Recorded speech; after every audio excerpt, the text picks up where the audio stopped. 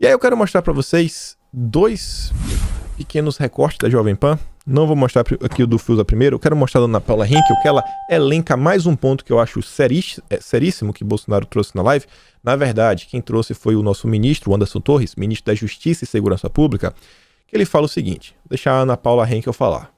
Exatamente o que está ali em relação ao relatório da Polícia Federal sobre todo esse sistema, e eu repito, não é possível auditar de forma satisfatória o processo entre a votação do eleitor e a contabilização de voto no boletim de urna. Ou seja, estamos falando exatamente dessa viagem, e se as urnas não são auditáveis, isso é um grande problema para a nossa democracia. Amanhã voltamos mais a falar sobre esse assunto. O ministro falou o seguinte, que não tem como ter certeza, porque não tem como auditar, que o voto do eleitor foi para quem ele desejava. Isso foi com base em um relatório da Polícia Federal. E aí eu quero trazer a postagem aqui do Fiuza. É uns 50 e poucos segundos. A Tsuki fala o seguinte, ó. Fiuza não é bolsonarista. Até ele teve dificuldades para começar a expressar o que foi essa live. A primeira coisa que ele constatou foi foi o que eu, bolsonarista, disse quando terminou a live.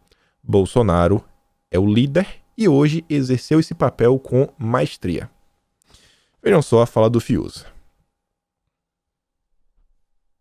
Opa. Olha, foi um pronunciamento longo e o presidente usou, eu diria que talvez de maneira sem precedentes no seu mandato, né?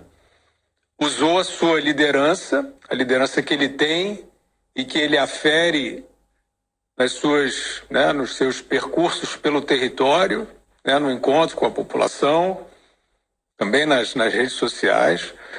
Ele usou essa liderança para passar uma mensagem.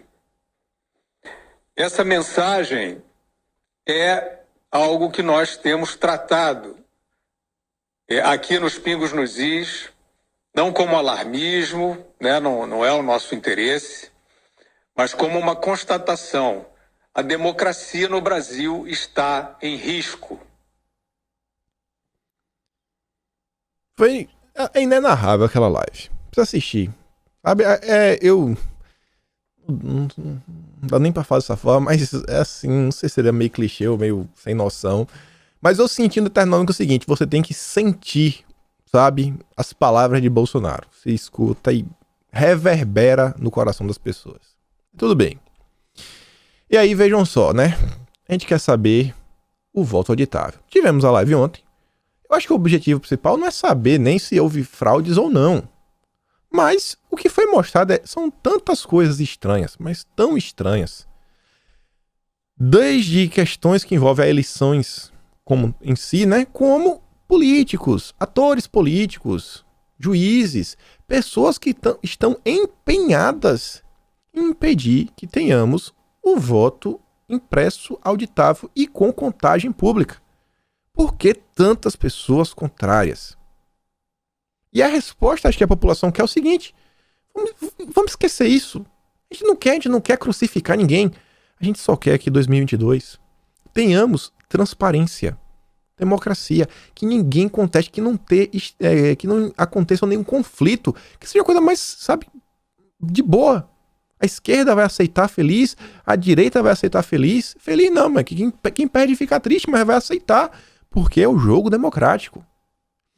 E aí o Felipe Barros veio comentar, porque a PEC tá lá, tá na comissão, e a gente teve essa mudança aí do Ciro Nogueira. Será que vai ajudar? Será que não vai? Saiu uma matéria ontem falando que o Ciro Nogueira não ia se movimentar, sabe? Ao mesmo tempo, a gente viu lá que alguns senadores do PP e o Lira, aquela coincidência que a gente fica assim, pô, meio estranho, né? Os três se pronunciaram no mesmo dia a favor do voto auditável. Tudo bem. E aí o Felipe Barros deu entrevista para a Folha de São Paulo falando que relator aposta em Ciro Nogueira na Casa Civil para avanço de voto impresso no Congresso. E tá lá. Essa reforma ministerial, feita pelo presidente Bolsonaro, certamente pode nos auxiliar fortalecendo a base no Congresso Nacional, diz o Felipe. Então, eu não tenho a convicção de que a gente vai conseguir avançar. Então, eu tenho a convicção, de que a gente vai conseguir avançar com esta pauta. Ele, o Lira, disse que o presidente fez a opção pela política. Então, essa reforma ministerial, trazendo o senador Ciro Nogueira para a Casa Civil, também vai nos ajudar bastante nessa composição, pelo voto impresso. Não é possível que a gente fique preso a amarras partidárias e políticas em um tema tão importante. Ninguém quer construir algo que seja uma afronta aos outros poderes. Ninguém quer construir algo que seja inexequível no ano que vem, ou que gere caos nas eleições do ano que vem. Não é isso. Não é isso. Segundo o deputado, 2 pontos são inegociáveis. O quê? Voto impresso, conferível pelo eleitor, e apuração pública. Contagem pública. Nada secreto. No relatório, Barros propôs que os registros impressos de voto deverão ser depositados na urna indevassável, separadamente para cada cargo ou de outra forma para garantir o sigilo do voto. Esse dispositivo específico eu ainda não cheguei a um consenso, se é melhor tirar ou manter. Talvez, mais correto, seja delegar ao TSE a formatação de se vai ser uma única cédula com todos os candidatos ou se vai ser uma cédula por candidato. Está trazendo o TSE para o debate. Para o debate, o TSE. Então, olha só, vem TSE, sou democrático. É uma matéria que a gente poderia decidir sozinhos. Estamos dando a oportunidade de vocês falar como é que vai ser melhor. Temos aqui nossos pontos que são inegociáveis. Queremos o voto auditável pelo próprio eleitor e apuração pública. O resto podemos conversar. Estou aqui aberto ao diálogo. Sou um democrata. Em coro com Bolsonaro, o relator fez críticas ao TSE, especificamente ao presidente da corte, o Barroso. De acordo com o Felipe Barros, o magistrado se fechou ao diálogo. Tá aqui, ó. Seria imprescindível a participação deles, os técnicos do TSE, no debate. Infelizmente, a postura do Barroso foi completamente oposta a essa, afirmou Felipe Barros. E aí eu quero mostrar para vocês algumas coisas que Bolsonaro também falou na live de ontem. Ele citou o caso do Daniel Silveira. E vejam só. Vejam só isso daqui. Consegue associar alguma coisa que acontece no Brasil? Temos um deputado federal preso. Foi ignorado o artigo 53 da Constituição. Fique bem claro, eu estava dentro do parlamento em 2001. O artigo 53 dizia que deputados e senadores, civil e penalmente, eram inimputáveis por palavras, opiniões e votos.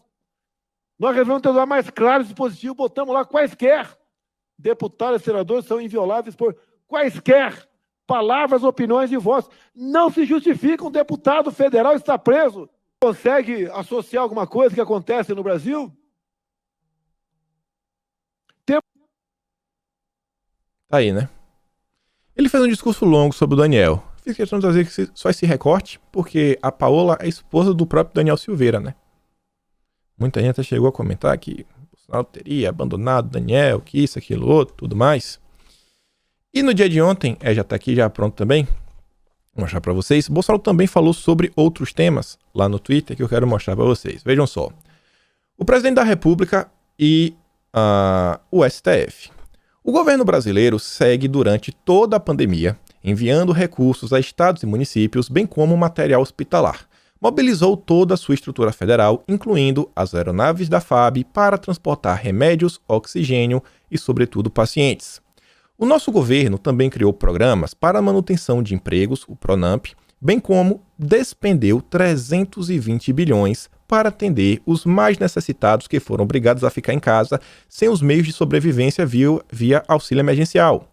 Fake news desestimularam o tratamento inicial, vocês devem saber o que é, né? Desrespeitando, inclusive, parecer do Conselho Federal de Medicina, que atribuiu ao médico a decisão de receitar como aquiescência do paciente ou familiar o tratamento off-label, fora da bula.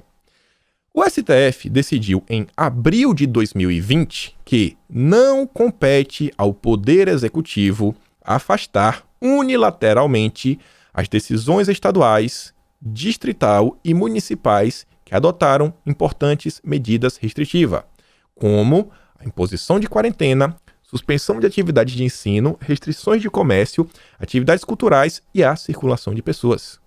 Traduzindo, dessa forma, o STF delegou poderes para que estados e municípios fechassem tudo, né? E o governo não podia recorrer.